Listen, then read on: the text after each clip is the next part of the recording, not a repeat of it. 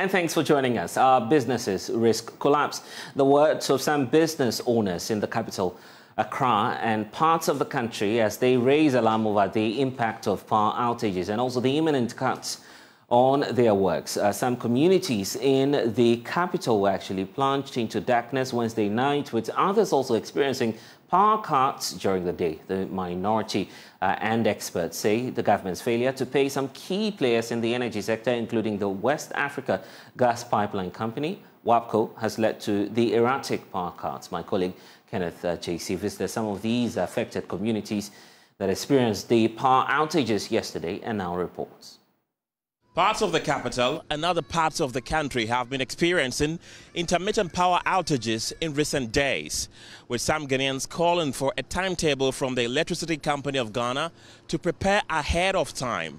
But how has this recent power outages impacted them commercially and domestically? Let's find out. It's been once a while, and then when they come, we have to off all our gases, and about 5 or 10, then to come back again. Then we wait and they should off it. They off it again. So that is the problem we have it now. I can see that you operate a cold store. So how does it affect your business? It affects very much because without light we cannot operate the cold store. So it's very, very, very bad. Do you understand? Very, very bad. So we are appealing to the government to come in our aid to fix their doing so. I beg you, talk to the government to fix their doing so. Do you understand? Because anyway, when the light is not there, we cannot operate anything, and we do a pounding of fufu too. So without light, how can we do business? Now the country too is hard. So please, we are begging, pleading to the government to come to our aid, please. So that's why we want to talk to the government to come to our aid. How about domestically in your homes? How has it impacted you, the Dumso at home? Has it destroyed any gadgets? How has it impacted your home? With my place, I destroyed my machine. My machine that I used to play music. It's very bad, and my fridge too. You understand? When they off the machine too, they will not even off the light. They don't even tell us, give me any signal that we are going to give light off, so we should be aware to off our gadget. But on of the day before we realize they off the light, which we doesn't know anything about it. So they have to even give us caution that today or tomorrow we are going to give light off. They will be aware before we realize we off the light. So it has so many of our gadgets, and it's very bad. Yeah, it affected us a lot. That was last month, December. Around 15th to 20th, yeah, it affected us a lot. We were having a job on our hand, which is supposed to be delivered for a Christmas program. And for some time now, we sat down without any job. So when we had that job, it was a huge amount of money that we were supposed to do so that we can settle our debts and so on. But unfortunately, we started a job, and on the way, the light went off. So we sat down thinking maybe some 2 hours, 3 hours time, the lights might come. But we waited to no avail. The light couldn't come. So the owner of the job also got depressed because there is pressure on him. He's supposed to deliver the job the following day. So the guy came for the whole job that day and sent it back to another place for it to be printed, where they had these generators and so on. And we lost that day a huge amount of money. Yeah, it continued for about three consecutive times. The same thing happened. We have to wait, thinking the light will come, and the light didn't come. So it affected us to the December, the Christmas that we have to celebrate. Everything was just down for us like that. Oh, what to me fear ne adwuma na me pese me hu say Dumso no ne say yadura. Omo shade time no hu say ene me badwuma mini light. Ene some people me afa kwa me want to makopa be afa. Na so ba betina ho wo du adwuma ma na fon ne adum no. Wa untimi nya hwe wo so the end of the day no wa mfa hwe anko fie. Eto me hu se bi na ato ye ya e nya de a de be se bi asida. Eto me hu se na aba. Eti se na Tuesday me se menya me hu se Wednesday me nka ho na me dem budget. Eto me so me ha pa me team no ha me pa. E ba no ase woni me bi ana. Oh, se adwuma. And say me fan akokra so asizi wo fie ba prekope na me so na ti jaire ono fan asizi as me tuko na say moto na show dem ko pefo fro ana adwuma so de wa adwuma wo gira ho background ka akra na say dum light ya ka bade na wo ka. There is no indication yet as to when this power crisis will come to an end. Reporting for Joy News, I'm Kenneth Jesse.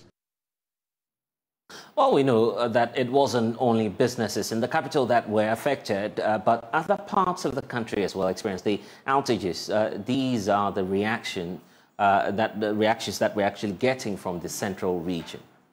Fort Kumsin. I am from Fort Kumsin. I am from this place. It is really affecting us in many ways. In fact, business have slowed because of it. Our phones are being stolen because when the light is off, we can't sit in the shop. The heat is too much, so we have to just get outside and find somewhere we will get some fresh air. Just yesterday, they came to pick 3 phones. Just after my shop, the shop after my own, they came to pick 3 phones because of this issue, because the heat was too much, so we have to come out and stay outside. Then the person entered and came to steal the phones and took them away. That is 1. And 2, this place, it is only the evenings the market boom. So in the evening when we are selling and there is no light and this place is dark, you have to pack and go. Because even in the daytime, the thieves are worrying us. So how much more in the evening when you are in the dark? It is worse. So you are afraid, you have to just pack and go. Right now when you are even walking on the road, you are afraid because there are thieves everywhere. In fact, the doomsday is too much. They said it's not called doomsday. We don't know what it's called. So they should just do something about it. And the worst thing is that they don't even announce. You'll be there and the lights will just go off just like that. It is really, really annoying and it is disturbing. So please, they should do something about it. At least, if there is a power shortage or there is a fault somewhere, they should alert us so that we will know that this is what is going on. So we will prepare for it. But it shouldn't be like, we were there, then they will off the lights. The whole day. Yesterday, it came around 8 something. When I went to my phone was off. I was cooking and I couldn't even find, I couldn't do anything. I just had to stay outside and wait for the light to come.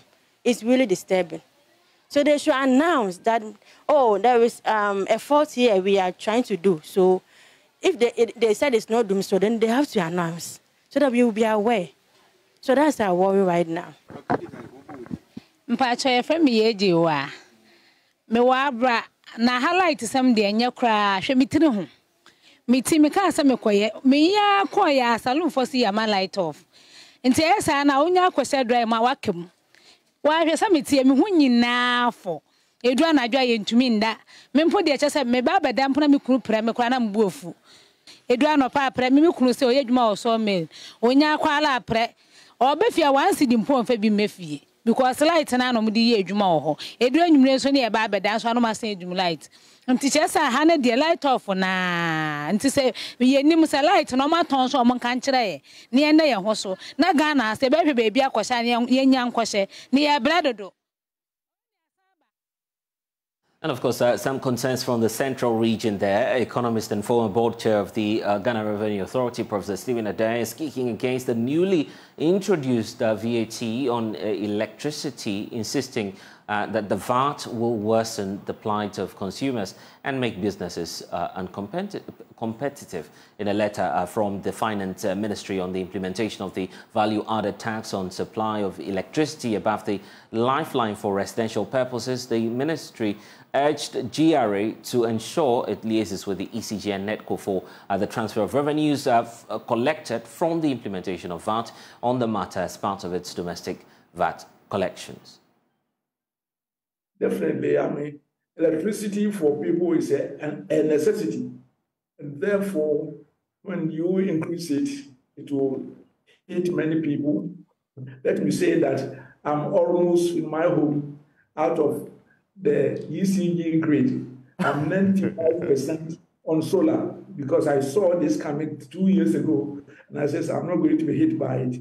But I think that the idea of increasing taxes, new taxes, rather than implementation and getting those taxes, property taxes, and then paid, should be the norm. And also, we are not getting sufficient from our gold, and now there's an issue about lithium, still going about it as if we are living in the 18th century. So there are certain areas that we should focus. And then the compliance. I think that there's also a lot of corruption within the tax system in this country. I was there for only 15 months, so I can't be an expert in what goes on. But there was a case whereby someone had actually, a company had to pay 100 million or thereabout, I think dollars or cedis, I can't remember correctly, and had gone to get some money and made it 1 million. Really? And I fired him. Of course, agents don't like it. And there are so many leakages in the system that must be plugged. There's no doubt at all people will be worse off. But actually, in other jurisdictions, when you have a VAT rate, it applies to everything. Okay. But the question is, what does it bring the electricity? For example, one of the reasons why our factories are not being competitive is the cost of electricity. And I'm not sure whether this one is going to affect also the productive sectors. If it does, it will become more and more uncompetitive.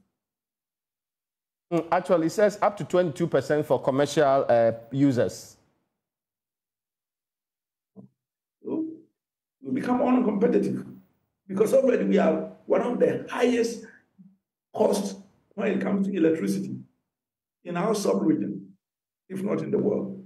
You first focus on things that increases production, and then that in turn will feed into your tax system. If you muscle those the ducks that lay the golden egg, you are not going to go anywhere else.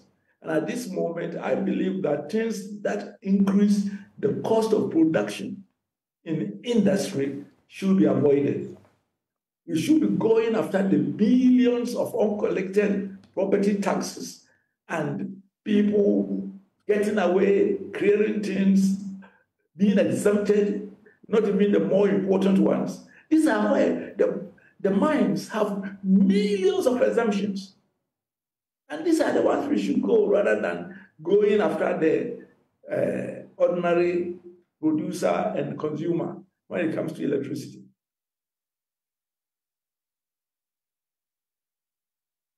Let's take you elsewhere because school authorities in the Nkwanta South municipality are appealing to security authorities in the municipality to consider relaxing the curfew imposed on the area. It's been 2 months since schools were closed due to some violent clashes which left several injured and created insecurity within the area. The situation has hampered school activities to the detriment of teachers and pupils as well as parents. OT regional correspondent Peter Seno visited some of the schools in the area on day 2 of the reopening and reports on the concerns of some teachers. There's more. Basic school pupils tidying up their learning environment. As of about 7:45 a.m. Wednesday morning, not very much is seen in terms of numbers and teachers on duty. Only 2 teachers were present when Joy News visited the MA Basic Schools. At the Roman Catholic Junior High School, almost all teachers were present for academic work, with some students already seated in their classrooms ready to study. Mary is one of the teachers. Yesterday it was encouraging us. Today is much better, and so we are expecting more students to come back. All we are hoping for is the best. We want to plead with all the people involved to give peace a chance. for our children's future is at stake. If not, they will not be able to go further. They are going to compete with their colleagues at Accra and other places. If you don't give peace a chance, it means they cannot perform and go further. And it will affect us, we the parents. It will become a burden on us. So we plead with them to give peace a chance. Whatever the situation is, they should let us solve it amicably. For Dora, apart from the pupils suffering the brunt of the conflict, the situation is having a toll on their finances. We are not all that pleased with the happenings because it's affecting our children so much. A lot of our friends in other schools are still learning and we are home. We are losing a lot, and at the end of the day, we are all expecting to perform and then write the same examination.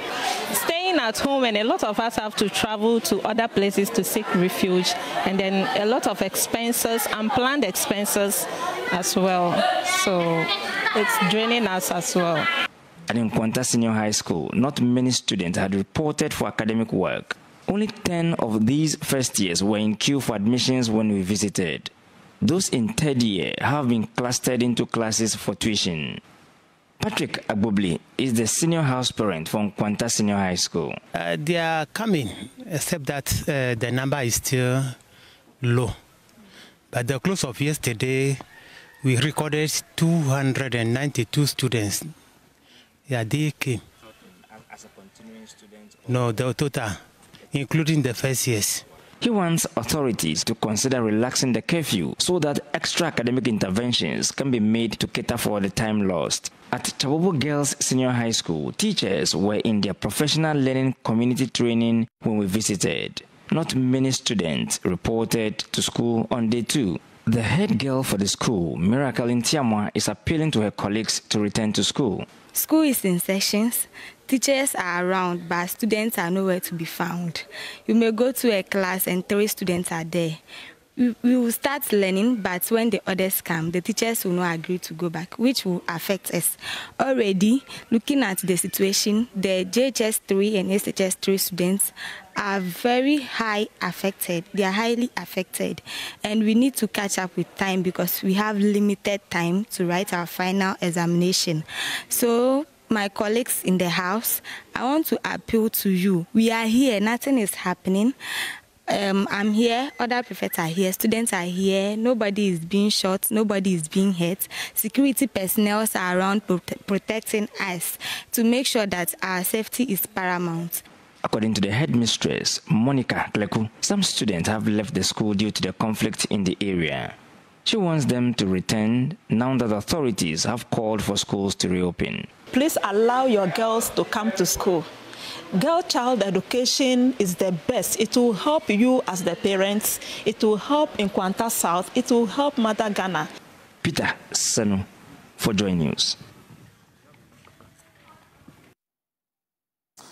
A non-profit organization, the Eco-Conscious Citizens, are calling on President Akufo-Addo to stay true to his promise of dealing with the menace of illegal mining. The president, a couple of years ago, vowed to put his presidency on the line and to tackle the menace.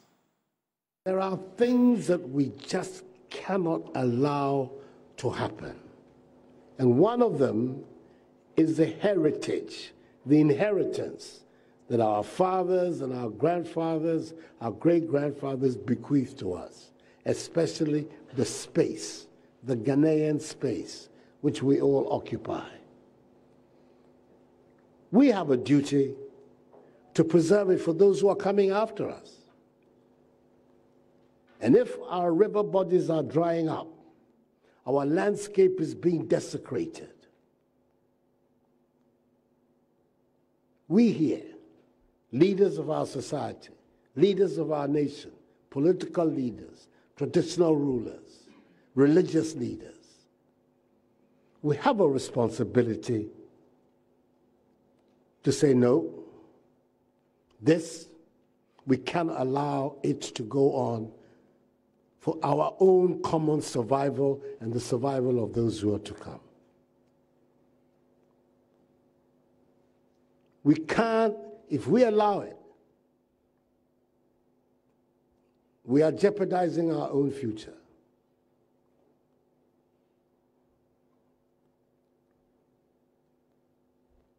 The cabinet, when we decided the time had come for us to put the weight of government behind the decision to try and stop illegal mining in Galamsey,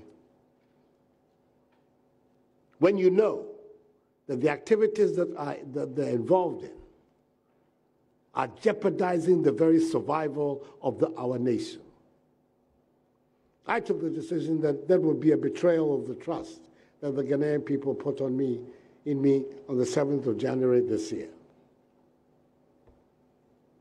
And as a result, we established this committee within the government to design a policy for us, not just to stop it, to reclaim the land, to let our rivers work again, but also to see how we can figure a way for all these able-bodied young men who are involved in this activity to find an alternative livelihood. So it's a package. It's a package that we have designed to try and bring this menace to a conclusion. I've said it in the cabinet, and perhaps it's the first time I'll be saying it in public. I am prepared to put my presidency on the line on this matter. Well, after 7 years, the eco-conscious citizens believe that a lot more needs to be done in tackling illegal mining. Here is a report, of course, capturing the concerns of the group, which is also warning of some dire consequences for the country if the situation remains unchecked. Conscious is warning of the impending danger Galamsey poses to Ghanaians if the menace is not brought to a halt. Founder and coordinator of the group, Awula Sewa, says Ghana could soon import water from other countries if the practice of Galamsey is not stopped. Well, I mean, it's dire, and I wouldn't even say we're not expecting. We can't be bothered. I mean, the water company has warned us over and over and over again. We have been told that we face a clear and present danger. We face an existential threat. We know that as a consequence of the illegal mining, you know, the water has become so polluted that the water company is spending more and more and more money to treat the water. And the reason why they had to stop water supply to this part of the Ashanti region, that even their machines are beginning to get damaged because of the debris getting there. So the writing has been on the wall. We know it, but we don't seem to care very much. And I keep on saying that until Ghanaians become angry enough to say that enough is enough, I'm not going to sit there. If the authorities can't be bothered, I am bothered for myself and for my children. Things are not going to change. Communications Director of Food Sovereignty Ghana, Edwin Kweku-Ando, says President Akufo-Addo has failed in his fight against illegal mining, especially when he famously put his presidency on the line to fight the canker. It was very honorable for the president to realize how important the issue was to Ghanaians, for him to even realize that he had to tell us something like he's putting his career on the line. This is a warning to anyone who's coming to lead Ghana, whether it be Mahama or Alan Cash, Nana Bediako, who's just outdoored his positioning. It's for you to bring responsibility to the leadership of Ghana. So we expect example, and we don't expect that there will be impunity where government appointees are shaded, are protected. Galamsey continues to wreak havoc on the environment, causing wanton destruction to nature. But the fight is not over yet. Reporting for Joy News, my name is Kenneth Jesse. Well, it's a good time to bring in a national coordinator for the eco-conscious citizens, Awula Sewa, who's joining us via Zoom now. Thank you for your time. We've spoken so many times about this issue. I'm just wondering what else we can be doing now, just to, of course, draw the attention of the president that he needs to do more, as the experts are saying. Good afternoon. Thank you for having me. One more thing we need to do is to be angry enough to make it clear that even if we have to down our tools and march to Jubilee House, we're prepared to do that. And also, it's an election year. So we need to make it clear for anybody standing for the presidency, any political party, that there are some environmental demands you need to sign up to. And that if you don't, it would affect your chances of being successful in the elections. And I know that apart from eco-conscious citizens who have worked on a manifesto, a coalition of environmental groups are also doing so. And it's been launched sometime in February. But for today, we have said that any political party that wants to be taken seriously should sign up firstly to revoking EI 144, which declassifies some parts of Achimota Forest, and LI 2462, which allows virtually unfettered access to our forest reserves, including globally significant biodiversity area. And I'm pleased that many others have joined the call, so that is fantastic. And then we also want a pause on community mining. We cannot even properly regulate the big companies, how much more the myriads of community mining, so-called community mining organizations. So we are saying put a pause on it and then enshrine a law where the community itself, where the mining is to take place, can reject the mining, and if they do so, it has to stop. And at this point, we want to praise Shatawale for not being part of the launch of community mining in the Elembele district.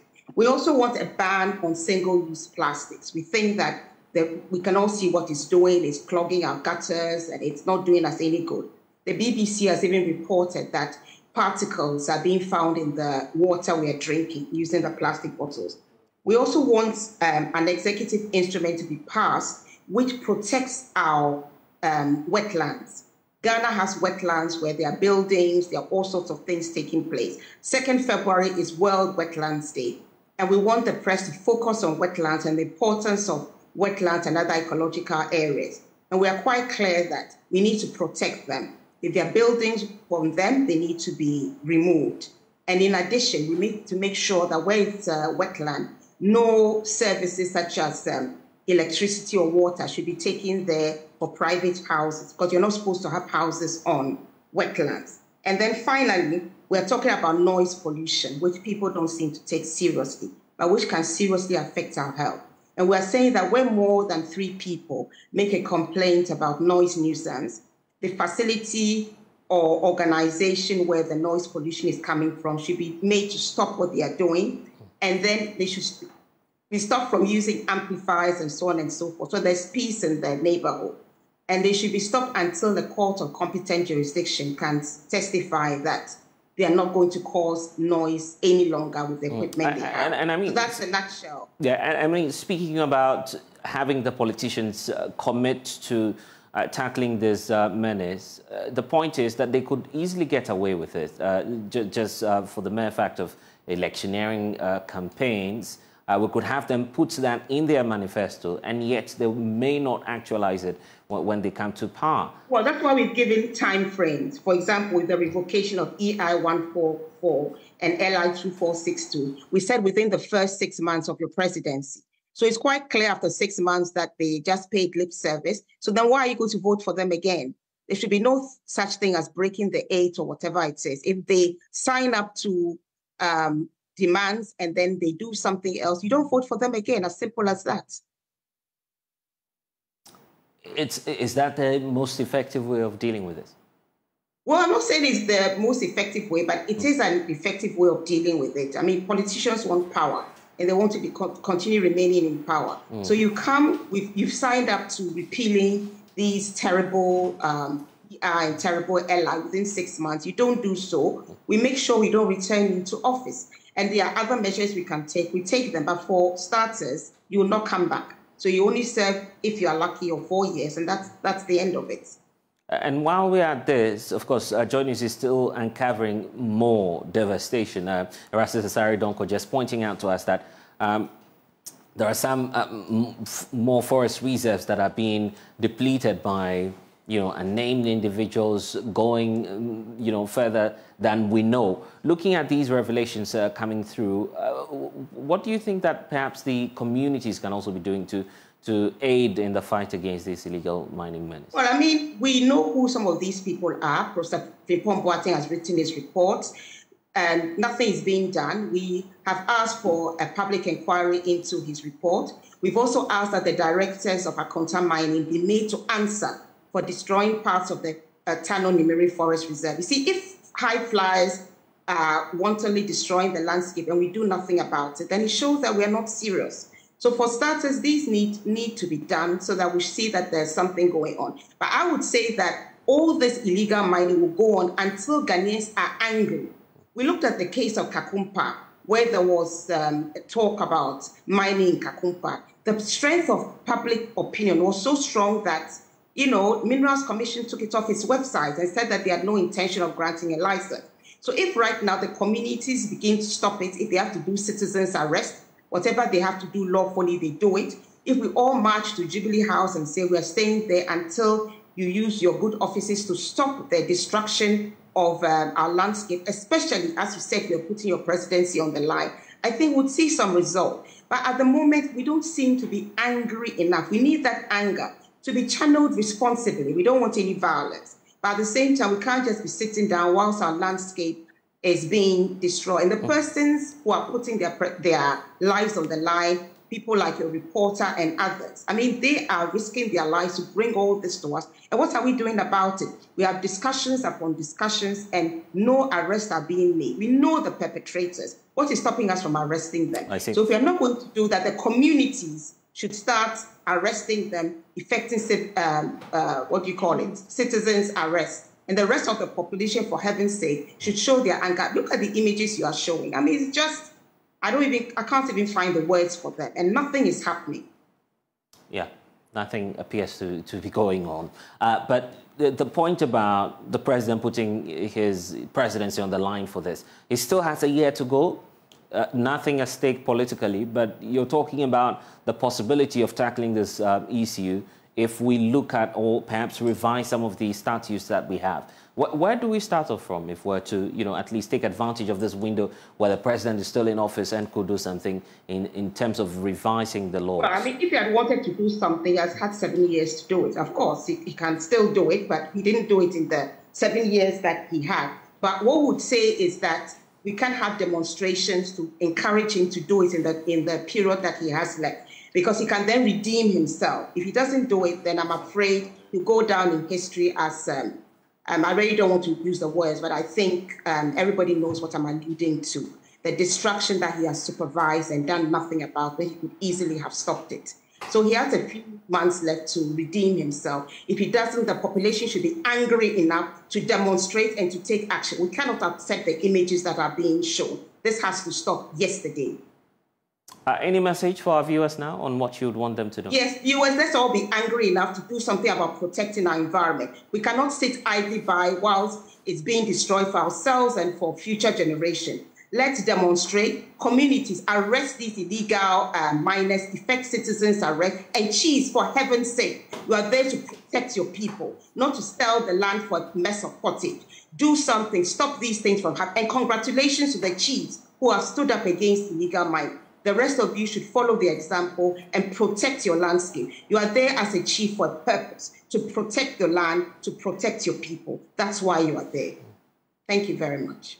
Grateful. I will also as convener for the eco-conscious citizens, and even as we speak, we know that Joy News, in partnership with the VOA and other media partners, are of course touring some of the communities, screening to them the findings we have made as part of our fight against illegal mining. We'll bring you updates in our subsequent bulletins. But it's time now to also go back to our top story about the imminent blackouts. Of course, lots of businesses complaining about the effects, and it's time now to, of course, have a conversation on this. Joining us now is Andrew Ejapa-Mensah, Deputy Minister responsible for Energy. Thank you so much, sir, for joining us here on The Pulse. Earlier, you were, of course, giving assurances that this is just a one-off and that Dumso will no longer be a case.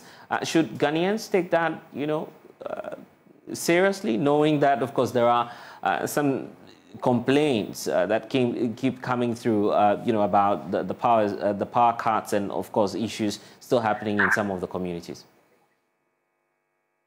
Hello? Hello, sir. I hope you can hear me. Yes.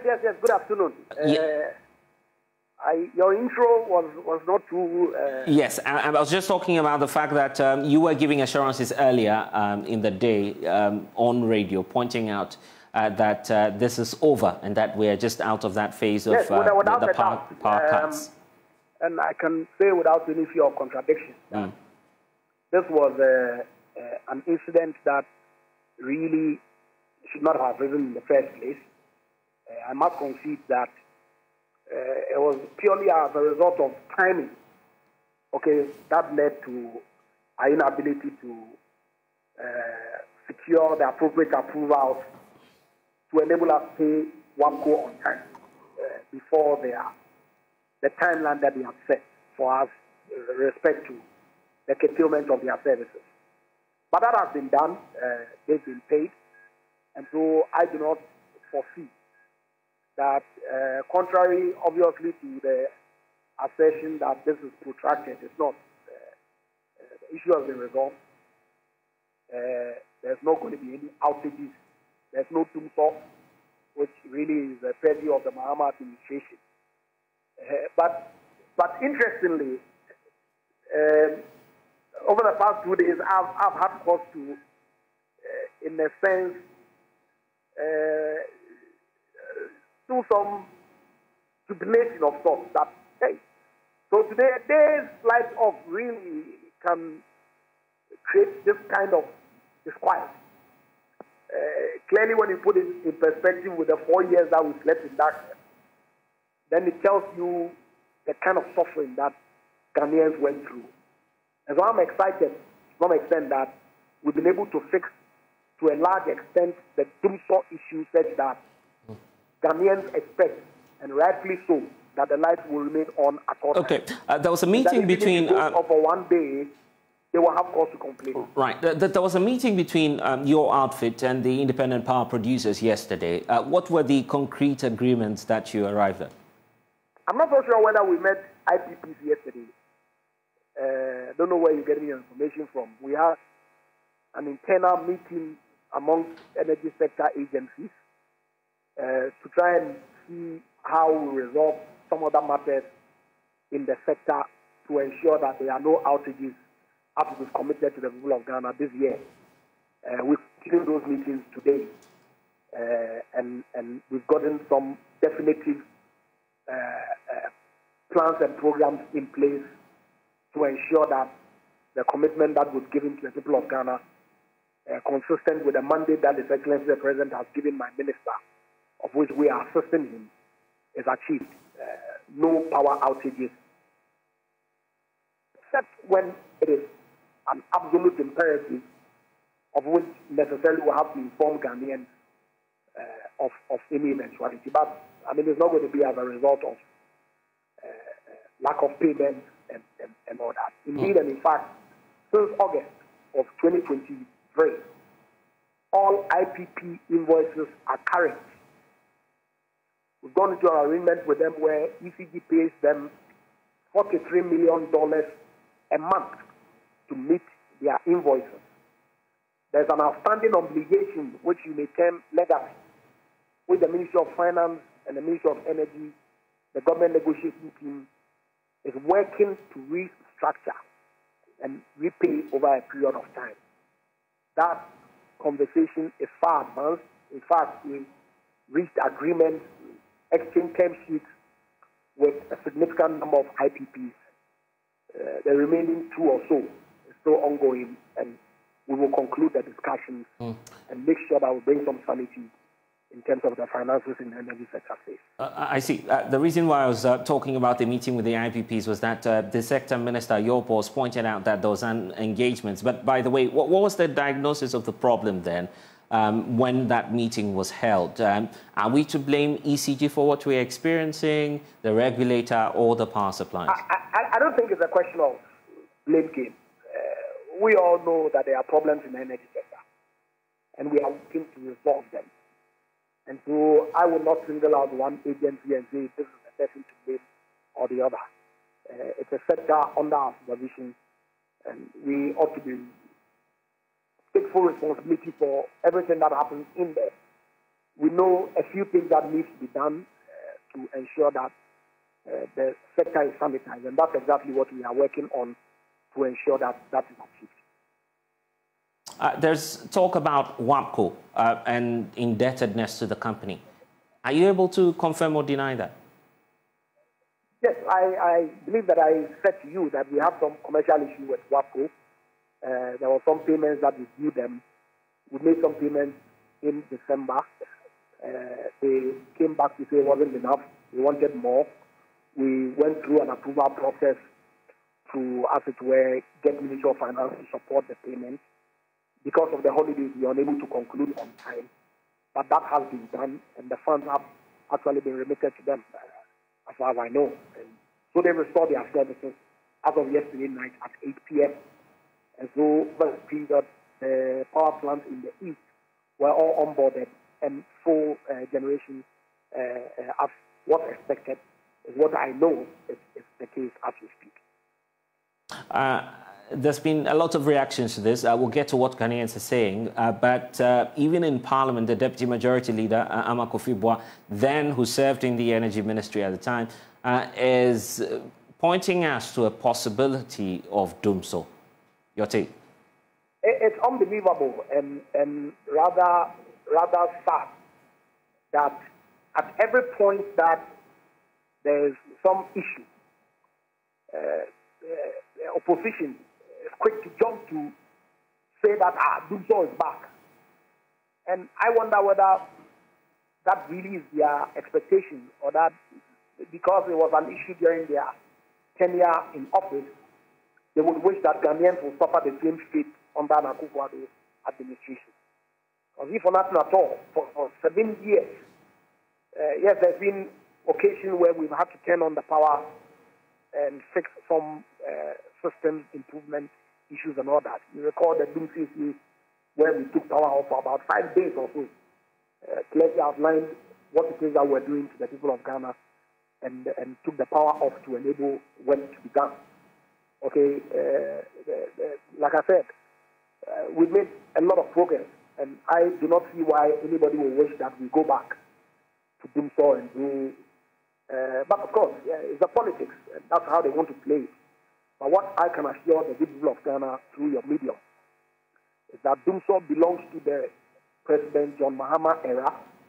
It has never been part of the Akufo-Addo administration, and that is exactly what is going to be for the rest of his term. And hopefully, the presidency of Alhaji Dr. Mahmoud Bawumia come January 2025. If we have any community going off after having this conversation with you, what should we take you for? Well, I wouldn't be in a position to indicate, as I sit here, what localized issue may happen anywhere across the country. But I can tell you that there was some generational shortfall yesterday or 2 days ago of about 510 megawatts. The cause was curtailment of gas flow from the west to the east. That has been resolved. And so that shortfall of 510 is no longer there. And so if there's a localized problem in my area in the European town in Sekendi, it cannot be attributed to the shortfall that we encountered years ago. That's the point that I'm making. ECG has its own operational zones. There are issues that come up. If there's an accident and a vehicle runs into an electric pole and is damaged, they have to fix it. Okay, if it's damaged, the power in that locality where it's impacted will go off. That obviously wouldn't have anything to do with the generation. The assurance that I'm giving to you is that the generational issue has been resolved. In fact, we've never had a generational issue for a very long time, even in the 12 years or the 8 years, 4 years that you and I slept in Dimso. There was no generational issue. The NDP government just didn't have the money to buy liquid fuel to power our plants. It was as simple as that. The demand now from some businesses is that we want a schedule. And that's also part of the concerns of the general public, you know, the need to publish a schedule so people will be aware when the lights may go off.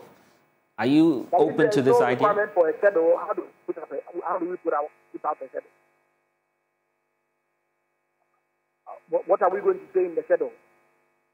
That there will be no light off, or that I don't know why anybody will ask for a schedule when there's none required. I've mentioned to you that 2 years ago, when we were doing the CC, my minister held a press briefing and indicated quite clearly that, look, because of some upgrade works that were taking place in the Tema East region, there was a need for power to go up to enable the stringing of the electric wiring and all that on high tension 330 kV transmission lines. That was communicated. Subsequently, I believe there was a 3 or 4 day outage. ECG and Gridco issued joint statements to indicate that. This was a 1-day event that has been resolved. So if you ask for a schedule, what schedule do you want? I'm asking that question because the independent power producers are not done with their concerns yet. Yes, you have have a mechanism.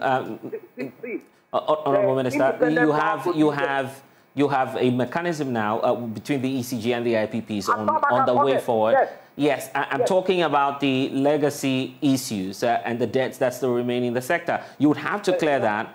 Irrespective of the IMF conditionalities. I'm asking how you intend to deal with that problem, knowing that that's the basis of the challenge that you have with them. Oh, you're making us repeat ourselves. For just so that we are clear. I said to you that there's some legacy issue, which, if my recollection is correct, is about 1.7 billion that we have ring-fenced and are negotiating with the IPP on paying it over a period of time. Those negotiations are far advanced. In fact, term sheets have been exchanged and agreements have been reached with at least 4 of them.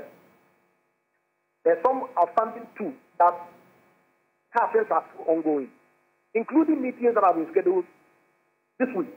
And the outstanding ones we know. If you give me a minute. Yeah. If you give me a minute.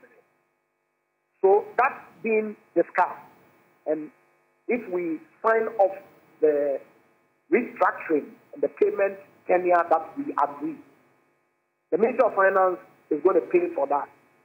But their current invoices as of August to date, it's all current. ECG, because of the tiered system that was introduced in the cash waterfall mechanism, what we're saying is that we don't want any issues with the IPP. They are private sector people who have invested in power plants in the economy. So pay them 43 million that's agreed with all of them. The aggregate is 43 million. On a month-by-month basis since August, that money has been paid without I get that, Honourable Minister. My concern is about the outstanding. So there's no issue with IPP for anybody. But my concern is about the outstanding debt. You've talked about settling 4. If I may, there's the outstanding 2. I just want to know if you settled Solon Asogli. The concern is that's, of course, a critical facility. You haven't cleared your issues with them. If they pull the plugs today, we may be plunged into darkness. You see, the structure of our energy sector now, right, is such that every component is a critical piece. Why? Because we have a take-or-pay obligation on the gas side. And so even though we have excess generation capacity, we need to utilize the gas. Because otherwise we'll be paying for the gas and also a take-or-pay obligation on the generation side. So we have to manage it carefully so that we get the optimal benefit as a country from these resources. I'm saying that on current invoices, pretty much okay there. Yeah, but that's not my question, sir. My question is about my question is about the outstanding ones. You have a key challenge. If you haven't concluded the negotiation, then what do you expect? I'm saying the negotiation is ongoing. Out of the 6, we have practically reached conclusions with 4. I don't want to disclose them because they are confidential discussions. And so I don't want to put their names out. It's not going to help the discourse in any way. But there's been a whole gamut of negotiations on a case-by-case basis to try and understand each one's circumstances and how then we are able to resolve the issue of the outstanding with them. We've made significant progress with 2. The discussions are ongoing. Honourable Minister, Sunan Asogli was out in the public telling the general public that you haven't settled your outstanding obligations. I'm asking you if you... subsequently what happened? Yeah, so I'm asking what's the status, because it's clear or apparent that you haven't dealt with the critical issues. They may pull the plugs again. And your definition of the critical issue is Sunan Asogli and the rest of them is relevant? I'm asking you a question. My concern is not about the... yes. The choice of phrase that you use really can help or lead to a deterioration of the conversation. I'm saying that every single unit within the value chain is important. But my concern now is about Sunan Asogli. It's a pretty direct question. Have you dealt with the issues they've brought out in the public? We are in negotiations with two or all IPPs, all of them. 4, we've made significant progress, exchanged term sheets. The 2, we are still in negotiations with them. Does this 2 include Sunan Asogli, sir? I've said to you that because we are confidential discussions, it is inappropriate for me to name the entity. If you think that it is Sunan Asogli, that's your point. No, but I'm asking the question because of the transparency issues here. The company was out there in the public raising concerns about... I've been transparent enough with you. You want me to mention this. And I'm saying to you that because of the confidentiality nature of the conversation, I cannot put out names. That does not stop you from making conjecture. And so if you think it's Sunan Asogli, you don't force it out of me. I'm saying to you that there are 6 IPPs that we're having conversations with. Out of them, we've reached significant milestones with 4. Left with 2. That the conversation is still ongoing.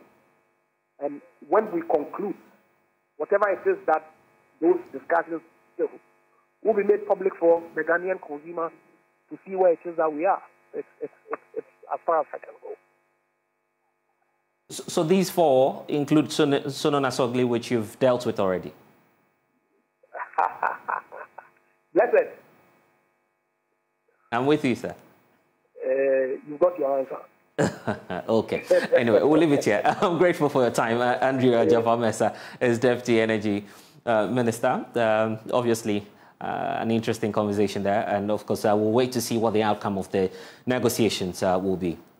You're watching The Pulse here on the Joy News channel. When we get back, we'll bring you some more stories. And now the ECOWAS Community Court of Justice says it is ready to adjudicate any electoral disputes that may arise before, during and after the general elections this year. West Africa has experienced a surge in unconstitutional changes in government, resulting in criticisms against the regional bodies such as the ECOWAS Court for failing to act on its mandate of justice delivery. However, speaking on the sidelines of a sensitization mission of the ECOWAS Court in Accra today, Head of Legal Services and Research at the ECOWAS Court, Apreku Nketia, told journalists that the regional body is ready to hear the grievances of any political group or individual. Very well, because as I just said a minute ago, the court is the principal organ of the community. And the matters that the community is facing right now definitely has some legal connotations. So to talk about relevance, I think, is an understatement, in the sense that as we speak right now, even the former president of Sierra Leone is having an issue, and then he's brought a matter before the court. And then Bazoum, who was also overthrown, also brought a matter before the court. Sometimes some of this become a stopgap for what the citizenry could have done if there is no such a legal platform for them to assert their rights. So I would say that its relevance is still vogue. Well, we're asking the question because if you look at the sub-region, so many breaches when it comes to the rule of law, unconstitutional changes in government. But what role would you say you've been playing to bring down these incidents? Great. That's a very good, important question. But the problem the court has is, like as you have it in the national system, the court becomes the last resort. And until someone who is affected by some of these injustices and breaches, brings the matter before the court. The court so moto cannot go in there and help. So I think the matters that have been brought before the court with respect to stability, human rights, infringement and the rest, I think the court has distinguished itself very well in that respect. But of course, there's one problem. When the court gives the judgment, it is up to the political leaders to implement. And if without the implementation of the court judgment, the mischief that the applicant who came to court want to avoid will still be there. And therefore, the relevance of the court will not be felt in such circumstances. But of course, if the political leaders are up and doing, and they respect the opinion of the court, of course, at the end of the day, we could keep some of these upheavals that we have in our political... Well, that has been one of the crusades that we've been doing over the years, that if the court is given, even though it may come with some kind of difficulties, but once such a power is given to the court, I think we should be able to navigate some of the hindrances that will, enforcement of court decisions. You must have some standing, let's say, force, like in Ghana or in other civil jurisdictions where you have the police and other security service helping you with the implementation. But if the court is given power to enforce its own judgment, I think some of these nuances will also be looked at, and then it will work well for the patrons of the court. We have not less than 5 elections, I guess, within the sub-region this year. What role, how are you readying yourself as, dispute resolution body that will aid these countries going into a democratic process? That includes Ghana as well. What role will you be playing? Yeah, the court as an institution of ECOWAS actually is coordinated with the other institutions of ECOWAS by the Secretariat, that is the ECOWAS Commission. What I know is that there's early warnings committee that are sent into these countries to monitor infractions of our electoral laws and the rest. Once such infractions are flagged, and then the people who are affected, let's say if a political party thinks that some of the doings of the certain government is not agreeing with, they can come to the court to remedy the situation. And we've done it several times in Cote d'Ivoire and other places. So the proactiveness of the people who are concerned in the electoral matters will also help the court in living up with these responsibilities. But of course, if a matter of that is brought before the court under the Protocol for Democracy and Good Governance, there are so many provisions that regulate the conduct of elections in member countries. And trust me, if they are brought before the court, we will try to make sure that respect is given to those provisions for the benefit of the citizens of the community. In the context of Ghana? Of course, Ghana is not an exception. We treat all member countries the same. Once there's an election, the early warning team will come, followed by some monitoring team. And then we invite also memoranda from stakeholders.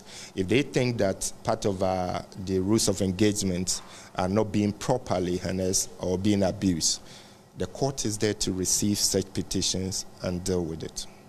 When is the early warning team starting its work from Ghana? Well, there are timelines. I cannot give it off head now, but I know that the ECOWAS Commission does that. Once the election falls in that particular year, there's a calendar that they work with the electoral stakeholders in the country in order to make sure that respect is given to the provisions of the Protocol on Democracy and Good Governance. And in terms of workforce, do you have enough judges to sit on these cases? It's one of the crusades that we're making, but we don't see that being realized anytime soon because the community is calling for economic hardship and they want to cut. And in fact, the entire community is very much aware of the hardship that is being occurring in the country.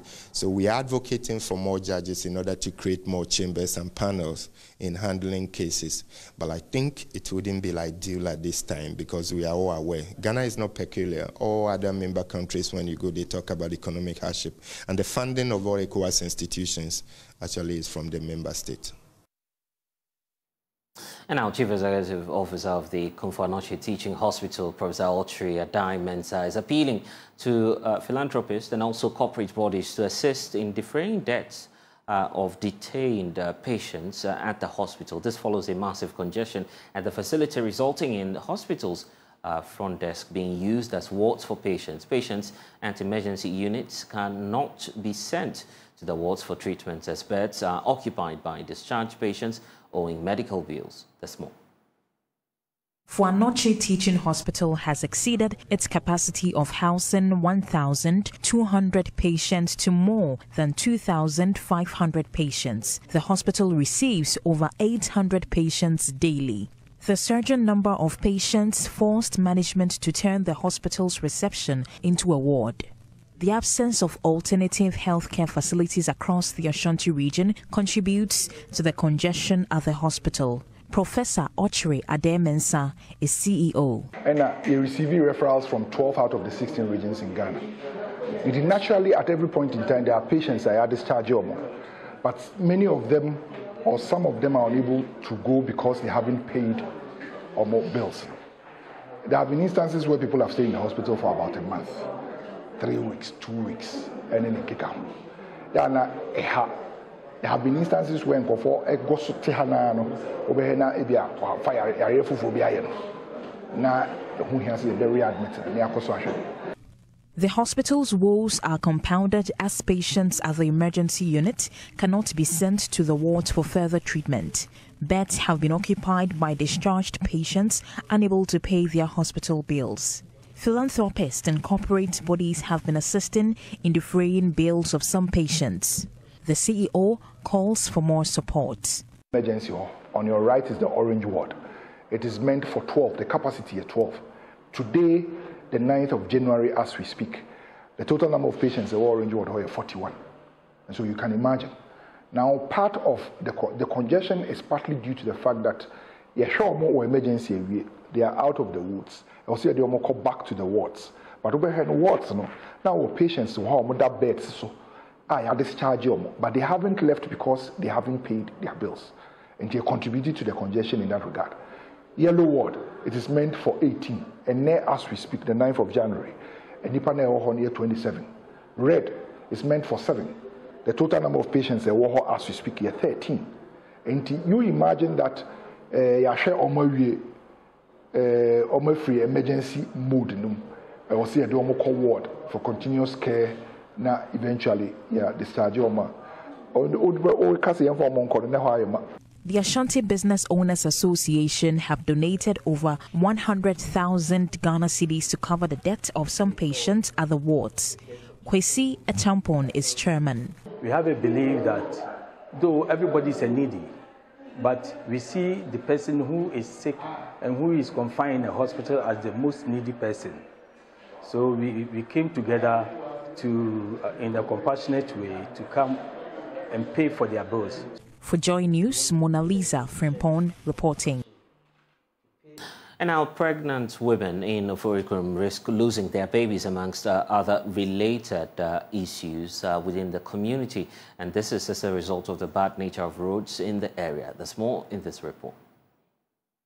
Oforikurum municipality is one of the prominent municipalities in the Ashanti region, considering the location and also the vast electoral population. But it's interesting to know that vicinities in this municipality, like Ayeduase, Emena, and Buedi, are being strangled to extinction by poor roads. And residents here are living in severe concern. The road networks in Ayeduase, Apiedu, Buedi, and Emena are rough paths, disfigured with countless potholes that create a turbulent journey. Lucy is a 9-month-old expectant mother who uncomfortably plies the Apiedu-Emena road to seek maternal care at the Enimwa Medical Center at Emena. The bumpy, dusty road causes significant jolts, shaking her body joints to the core. Lucy explains how she had to limp throughout her over 25-minute journey to get to the medical center. Acquiring the potholes, I was so brave. Happened for your namsoa. About so free baby, free by Bedroom Hospital one day. The potholes are too many, and we suffer as pregnant women. The car will shake you and you end up with waist pains. I was so tired when I got down from the bus. I had to limp.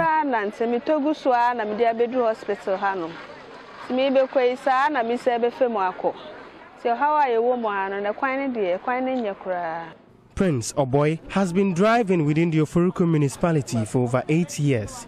He recounts the catastrophic ordeal faced by his pregnant passengers. I thought out to be for paying for a mental hospital and the Nequa School Junction. We pick pregnant women, and from the driving mirror, you can see how roughly the car is throwing them about. I am always steady with how I drive. Sick passengers get their conditions worsened.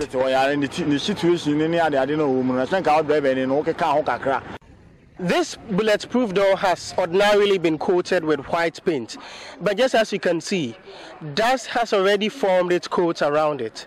Let's engage some of the workers to find out how the dust here is affecting their work and their health. The dust is too much. All of our works have been stained.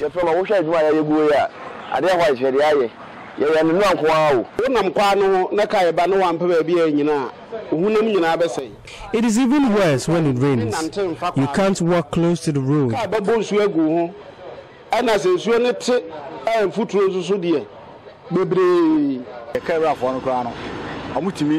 Our cars are getting spoiled, and our car owners are seizing our cars because of our constant complaints.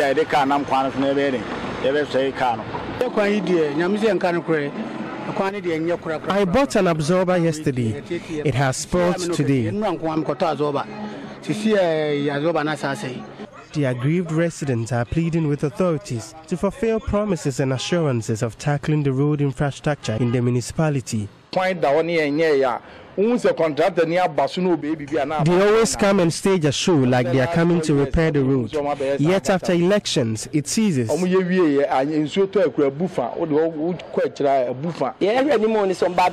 should come and repair the road, else we would advise ourselves. Reporting for Joy News, Clinton. Ghana National Nurses and Midwife Association is demanding that nursing trainee allowances be made a government policy instead of a political campaign promise. President of the association has been speaking at the 31st Annual Delegates Conference of the association in Accra, where there's an indication that the nursing students play a pivotal role in healthcare delivery systems. Therefore, their allowances must also be enshrined in the policies of the country. We would propose that allowances should be made as a government policy instead of a campaign policy. We must advocate for trainee nurse and midwife allowance to be enshrined in the government policy of this particular country, that no political party can alter it as to whether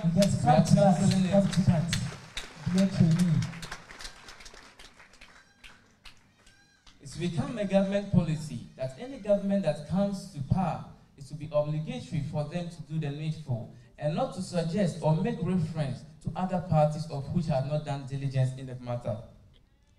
Guaranteeing timely and consistent payment of the trainee nurse and midwives will also be actively to support and augment our trainee nurse and midwives in their studies. Collaborating with the Controller General Department can also provide a clear payment plan, ensuring that the trainee nurse and midwife financial clearance or allowances is being moved from the gift system and be used as well the Controller General Department system to prevent the discrepancies and the inconsistencies in the various nursing colleges. We will also seek that there will be a timely parliamentary review of fee increment proposals. As we speak now, there have not been any bill review for the past 5 years from Parliament.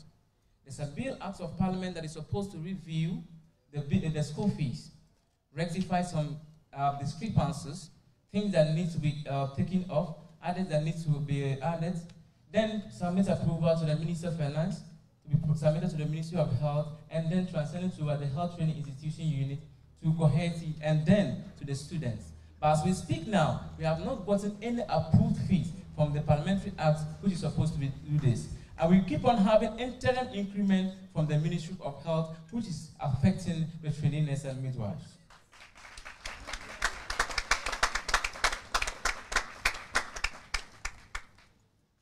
Additionally, the voices and perspectives of the student leadership must be considered during discussing to ensure a fair and transparent decision-making to favor the student front as well as the system put in place. The Ghana School of Law is demanding that government stays away from its internally generated funds, as this is taking a toll on the infrastructural development of the school. According to the director of the school, Berima Yaokodie-Opong, in 2023 alone, the school paid more than 12 million Ghana cedis to the government, representing some 25% of the school's internally generated funds. He spoke at the induction ceremony of the 994 students who passed the law school entrance examination into the 2023-2024 professional career course of the Ghana School of Law. Established in 1958, the Ghana School of Law is the only institution responsible for training law graduates in the professional law course program. Speaking at the induction ceremony for the 2023-2024 batch, the director of the school, Berima Yaokodie-Opong, demanded the government waive the requirement for the school to give 25% of its internally generated funds to the government. He noted that the removal of such requirement will greatly help in expansion of infrastructure for the various campuses. The Ghana School of Law is the only institution of education that pays part of its IGF to the government. In fact, last year alone, we paid in excess of 12 million Ghana cedis to the government of Ghana. Until recently, the government was taking in excess of 30% of our IGF. And so, Honorable, if you are surprised that since 1982, when you left the school, these buildings that accommodated you and your friends have virtually seen very little or significant expansion. It's all because the government shares our money with us and hardly makes any contribution for the expansion. And so I'm very certain that within a short time, you'll be able to make a case for us not only to get back all our IGF, but also be on the back of other financial institutions, including state institutions, to provide for us the needed accommodation. Speaker of Parliament Alban Bagbin, on his part, assured he will ensure funds are made available for infrastructural development in the school. I want to end up by assuring you that I will definitely be in touch with my good friend, the President, His Excellency Nana Addo Dankwa Akufo-Addo, will ensure that the Ghana School of Law becomes a better place than we have it now. He also underscored the need for high ethical conduct in the law practice as he bemoaned the falling standards among practitioners, and also advised the inductees to see their profession as a service to humanity and not an avenue for making money. Now, the world is experiencing an ethical crisis, and Ghana is no exception. Some of the issues facing the country are widespread misappropriation of public funds, abuse of power. We have a constitution that we are not following the dictates of the constitution, but the dictates of presidents. We have growing institutional indiscipline. The mentality that winning at all costs is acceptable, and making an exception for oneself without acknowledging any ethical boundaries. Ethical conduct of some lawyers has fallen short of what is expected of. President of the Ghana Bar Association, Yao Champon-Boafo, charged the inductees to exhibit good character, especially with their social media activities. Take note of this. Technology aids, but doesn't substitute. Watch what you do on social media, especially in this unforgiving generation of the internet. Because it may be the reason why you never become a Chief Justice. Because one moment of a TikTok post in jest may be the day that you appear before the Appointments Committee for elevation to the Supreme Court, that it will be pulled out that you are not serious. Take your time here seriously. In all, 994 out of the 2,990 who sat for the 2023 entrance exams were inducted into the professional law course, which is expected to last for 2 years. Prince Kwame Kudoga's report for Joy News. Still here in Accra, residents of Race Course community in the Anyasotum constituency have raised concerns over security issues and also the activities of some shipping and logistic warehouse companies in the area. According to the Landlords Association in the Anyasotum community, the big trucks offload goods into warehouses, posing danger to residents, especially school children. There's more in this report. The association, they have written several letters to the municipal chief executive, police and other stakeholders concerned, but to no avail. They complain that robbery cases are even higher due to recent power outages. Coupled with this, activities of shipping and logistics warehouses are posing a danger to residents. Joseph Ekol Mensah is the vice chairman of the Landlords Association of the community. He has been speaking to these concerns raised by residents. The most scary part of his activities are these 40-footer vehicles, which are parked, 40-footer vehicles, containers, which are parked in front of the houses. One can count about 4 or 5 or 6 these long vehicles parked on this very small road, which endangers pedestrians, especially school children. We have about 2 or 3 schools around this area. And in the morning, you can see parents rushing to school with their children. And it's very, very scary that if action is not taken and the most untoward happens, it will be very, very unfortunate for people who are staying in this area. The person who is using the place as a warehouse don't even have a fire extinguisher in the place. And if maybe certain untoward thing happens, the whole area will be put into flames.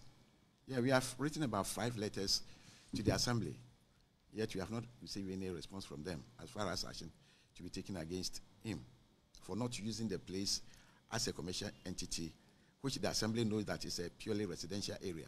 But their inaction has resulted in we taking this matter to the court. If we are pushed to the wall, I think a court will be the ultimate. When we talk about security, it borders on somebody being harmed, somebody, let's say, in case of an accident, this robbery cases. Residents had this to say about the situation. I am very much in support, especially with the nuisance of the trucks from this stretch down from the junction there to the back there. I think there are about 3 warehouses in the area, almost on every lane. And I think the main concern is anytime you're driving out or in, you have to meander your way through to reach your destination, because the roads are not that big enough for them to also park whilst traffic can also flow easily. If he could put in mechanisms that maybe the trucks can come in one at a time, or immediately they come, they enter his premises and offload the goods and then go away, I think that will help all of us. There are a lot of warehouses here, 1 or 2. Here is good for the community. It's good for the community. So probably what the owner of the business is supposed to do is that you put in, how do you call it, safety measures. As the earlier speaker said, maybe one container comes, he enters, another comes, also take off his goods. 3 years or so has seen some activity of miscreants. I had a personal experience about 2 months ago. Somebody climbed over my wall in the night. I think there was lights out. And then he jumped into my compound and started removing our driving mirrors. So they removed two driving mirrors of 2 vehicles, my personal one and the other person's car. A generating plant that was working, that was functioning, but somehow they managed to steal it. So the long vehicles, because of recent power outages, could cause road accidents, and also there's a school located right around that place, and students have been using that route. So maybe they have to use like road signs to alert people that there are long vehicles around, and that when they are using the road they should be careful there. That's it. So, we have a problem over here because of the shipping agents who are posing a hazardous danger for the community, especially the school children. And because of that, on this road you see, the trotro drivers and all the drivers coming towards racecourse, they all pass over here, and it's causing a lot of problem for us. On the other hand, the government says they have constructed this road since 2015, but it has not been captured. You can see for yourself how the road is.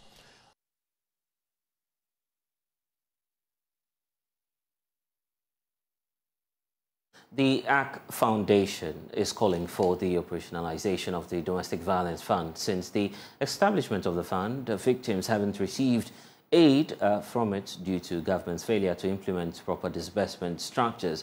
The executive director of the foundation, Angela Joamina, made the call during a donation event by the 1973 set of Wesley Girls students as they celebrate 50 years. 2 in every 5 women in Ghana have experienced a form of domestic violence, according to the Ghana Statistical Service. Despite the escalating cases, victims struggle to access support. Although a domestic violence fund was established for this purpose, it remains non-functional since its inception. Even though there's a Domestic Violence Act that has set up a domestic violence fund, that fund is still not operational in terms of being able to not only generate money, but disseminate money to those of us who are practitioners on the ground. Speaking at a donation made to the ACT Foundation by the 1973 Old Girls of the Wesley Girls High School as part of their 50th anniversary celebration, the executive director of the foundation, Angela Joamina, appealed to the government to put in place the necessary measures to ensure the fund is operational for victims to get the necessary support. What the government agencies and the government can do, make sure that that domestic violence fund is working. If it works, that is the legal way that the government has provided for those of us who work with survivors to be able to tap into those resources and use it to support, not take hold of the whole work that we do, but to support the work that we do with survivors. So if there's anything I'll tell any government, and it has not been this government, it's been administration after administration. We've been in this for 25 years, okay? Administration after administration. It's just that make the legal provisions that you've made for funding that fund and making sure it is operationalized, because we get the information that funds go into that fund, but just ensuring that people are able to access it, it's a problem. And it's more of somebody not doing their job. The Old Girls donated 50,000 Ghana cedis to the foundation to help refurbish the shelter for victims. President for the year group, Gladys Asari, commended the foundation for its great job over the years. And I must say that we are very impressed with what you are doing. And I'm happy that we decided to take up the challenge to support you. In fact, sometimes when you hear about these NGOs and the things they are doing, most people do not have confidence in them, because there's always been NGOs who start and then somewhere along the line, then nothing happens.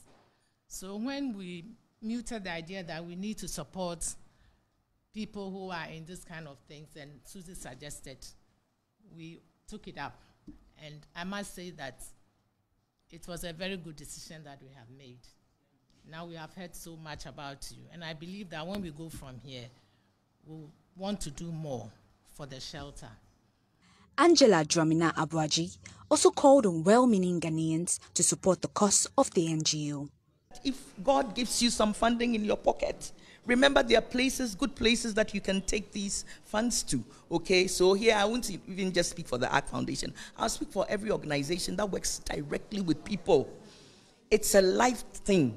You take care of the person from morning till evening, till night, till the next morning, depending on the need that they have. It's not that they are weak, it's just that they are in trouble. And so all you're doing is to try to bring out of them the resources they need so they can live a life, a productive life. And so if you have money as a church, as an organization, as a person, and you please come to us, bring us some money, we'll put it in the right place. The ARC Foundation has been supporting domestic violence victims for the past 25 years. Esther Nkrumah and Matilda Senes report for Joy News. Faila too may have secured a spot in the Guinness World Record books for the longest culinary marathon after spending 10 challenging days crafting some meals for patrons. But some of the patrons who thronged the event center had other purposes in mind. Some attendees supporting Chef Faila were also actively seeking for partners during the event.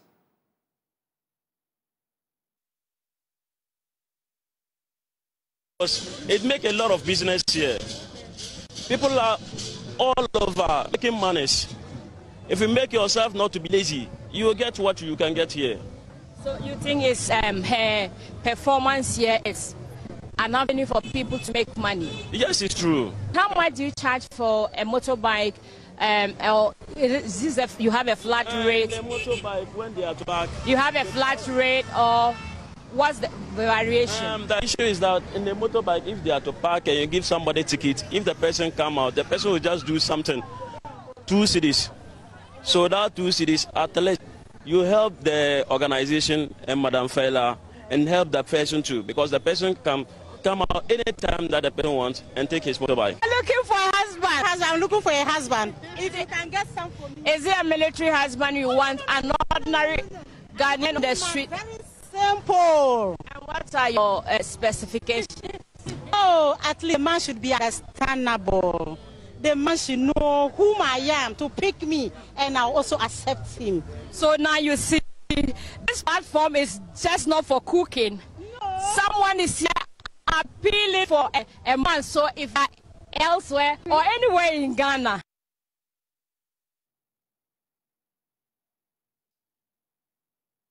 Well, we say good luck to her. Anyway, that's all we have for you in this package of The Pulse. I'm blessed to go and log on to myjoyonline.com. Lots of stories there for you to update yourself on. But we'll see you again next time. Bye-bye.